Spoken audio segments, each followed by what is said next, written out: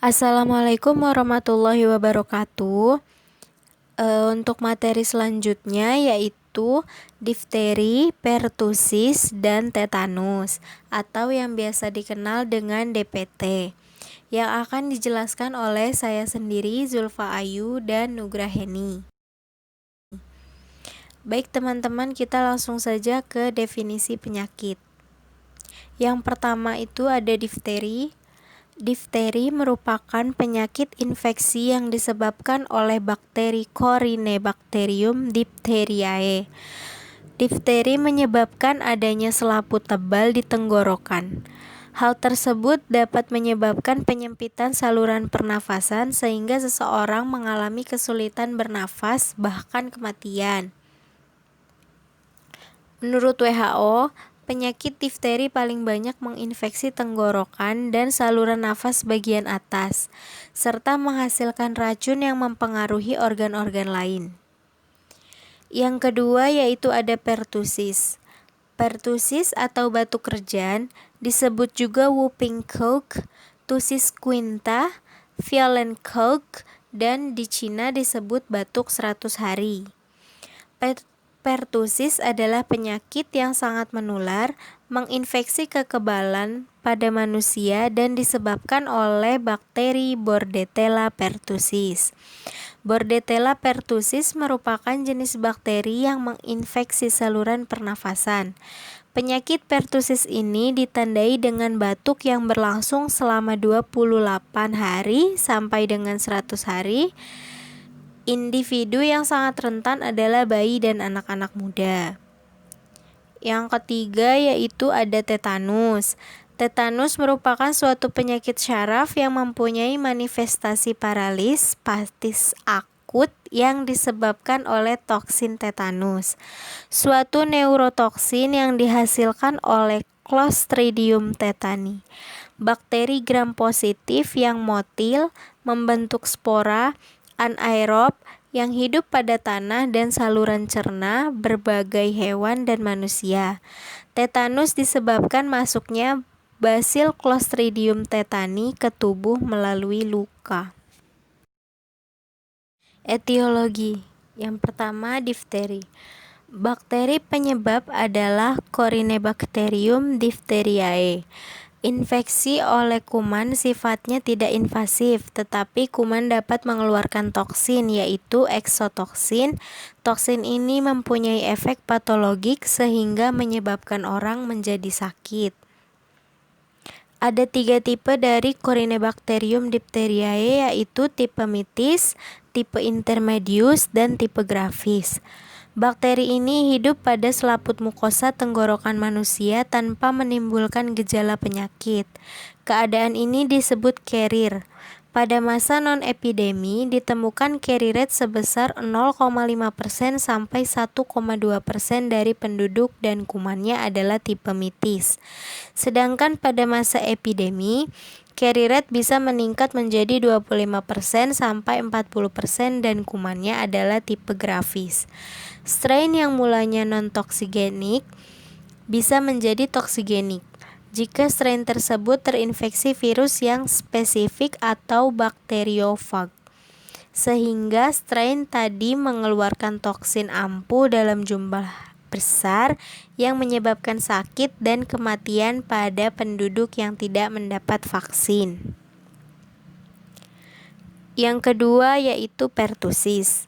Pertusis disebabkan oleh bakteri Bordetella pertussis yang berbentuk batang gram negatif, tidak berspora, berkapsul, dan dapat dimatikan pada pemanasan 50 derajat tetapi bertahan pada suhu 0 derajat sampai 10 derajat Celcius. Bakteri ini menyangkut pada bulu dari saluran pernafasan.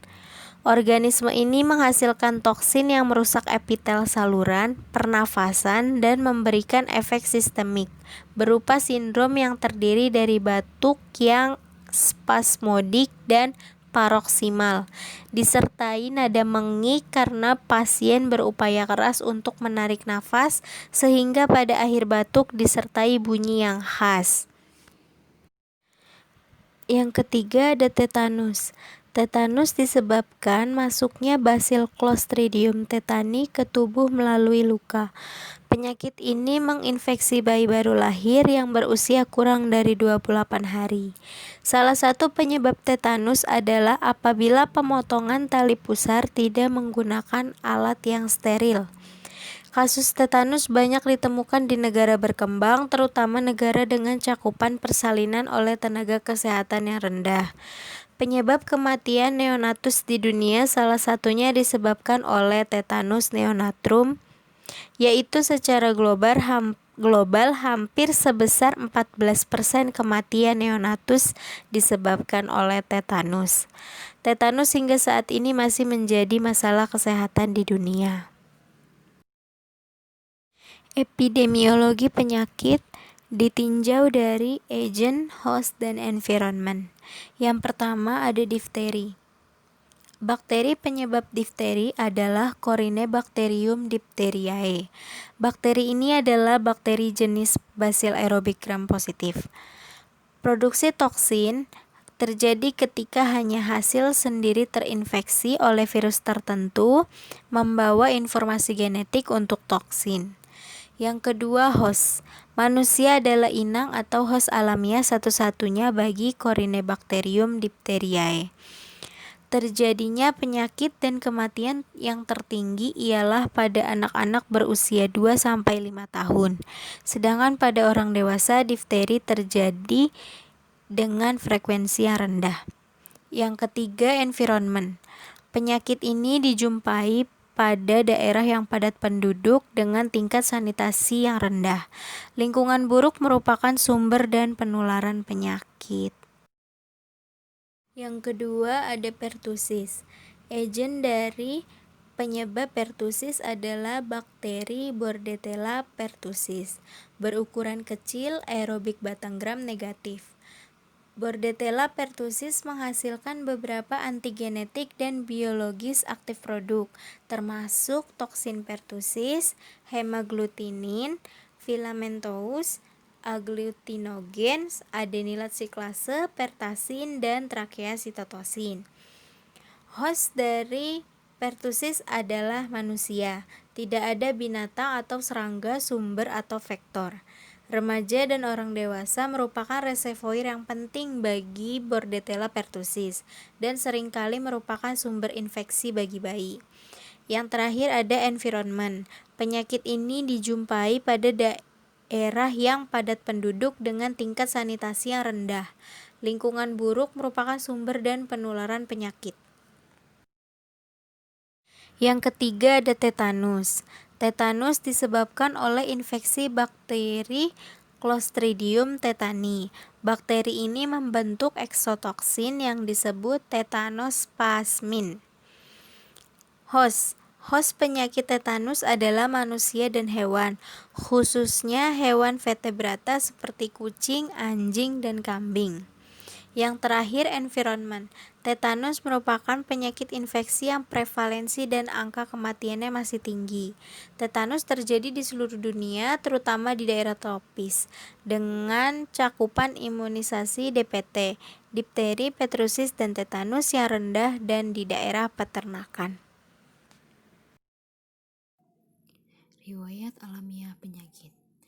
Tahap prepatogenesis.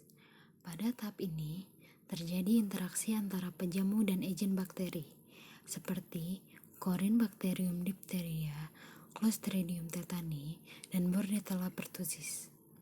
Jika imunitas pejamu sedang lemah atau agen lebih ganas, dan kondisi lingkungan tidak menguntungkan bagi pejamu, maka penyakit difteri, pertussis, dan tetanus akan melanjutkan riwayat alamiahnya yakni ke tahap patogenesis. Tahap patogenesis pada penyakit difteri. Setelah terjadi kontak dengan agen, masa inkubasi selama 2-5 hari, gejala biasanya diikuti demam dan sakit tenggorokan. Terbentuk pseudomembran pada jaringan lunak, ovula, dan tonsil setelah 24 jam sebagai efek dari toksin. Pada penyakit pertussis, gejala timbul dalam waktu 7-10 hari setelah terinfeksi. Bakteri menginfeksi, lapisan tenggorokan, trakea, dan saluran pernafasan sehingga pembentukan lendir semakin banyak. Pada penyakit tetanus, masa inkubasi berkisar antara 3-21 hari, biasanya sekitar 8 hari. Secara umum, lebih lanjut, situs cedera dari sistem saraf pusat, semakin pendek masa inkubasi, semakin tinggi kemungkinan kematian. Rantai penularan. Penyakit difteri. Sumber penularannya adalah manusia, baik penderita maupun karier. Penularan yang paling sering terjadi ialah dari orang ke orang melalui saluran pernafasan. Penularan juga terjadi dari kulit yang terluka. Penyakit pertusis. Penularan paling sering terjadi melalui rute pernafasan, yaitu kontak dengan droplet atau kontak dengan tetesan udara dari sekresi pernafasan. Penyakit tetanus. Penularan terutama terjadi karena bakteri Clostridium tetani masuk melalui luka yang terbuka, baik luka besar atau luka kecil yang terkontaminasi dengan air liur atau kotoran. Upaya pencegahan difteri. Menurut Hartoyo 2018, pencegahan secara umum dengan menjaga kebersihan dan memberikan pengetahuan tentang bahaya difteria bagi anak. Pencegahan secara khusus terdiri dari imunisasi DPT dan pengobatan karier. Pertusis. Pencegahan terhadap pertusis dapat dilakukan secara aktif dan pasif. Secara aktif, yaitu dengan memberikan vaksin pertusis dalam jumlah 12 unit dibagi dalam 3 dosis dengan interval 8 minggu. Vaksin yang digunakan adalah vaksin DPT, difteria, pertusis, dan tetanus. Secara pasif, yaitu dengan memberikan kemoprofilaksis. Tetanus. Langkah utama untuk mencegah tetanus adalah dengan vaksinasi. Imunisasi tetanus diberikan sebagai bagian dari vaksin DPT, difteri, pertusis, dan tetanus. Pencegahan tetanus juga dapat dilakukan dengan selalu menjaga kebersihan, terutama ketika merawat luka agar tidak terkena infeksi. Upaya penanggulangan. Upaya penanggulangan pada penyakit difteri. Yang pertama, pemberian profilaksis pada kontak dan karier. Yang kedua, melaksanakan outbreak response immunization sesegera mungkin di lokasi yang terjadi KLB difteri. Yang ketiga, meningkatkan dan mempertahankan cakupan imunisasi rutin difteri, baik imunisasi dasar maupun lanjutan, agar mencapai minimal 95%. Upaya penanggulangan penyakit pertusis. Yang pertama, isolasi. Untuk kasus yang diketahui dengan pasti, dilakukan isolasi. Yang kedua, disinfeksi serentak. Disinfeksi dilakukan terhadap sekret dari hidung dan tenggorokan, serta barang-barang yang dipakai penderita. Yang ketiga, karantina. Lakukan karantina terhadap kontak yang tidak pernah diimunisasi atau yang tidak diimunisasi lengkap. Yang keempat, perlindungan terhadap kontak. Pemberian imunisasi aktif kepada kontak untuk melindungi terhadap infeksi setelah terpajan dengan penderita juga tidak efektif. Upaya penanggulangan penyakit tetanus. Yang pertama, melakukan komunikasi informasi dan edukasi pada masyarakat dalam peningkatan pengetahuan tentang pentingnya PHBS, serta lingkungan yang bersih guna mencegah adanya bakteri tetanus. Melakukan komunikasi, informasi, dan edukasi pada ibu-ibu untuk pencegahan terjadinya kasus tetanus neonatorum dengan pemberian imunisasi TT dan WUS dan ibu hamil. Melakukan komunikasi, informasi, dan edukasi pada bidan-bidan desa, tenaga kesehatan lainnya, dan ibu-ibu hamil untuk peningkatan cakupan INC dan persalinan nakes.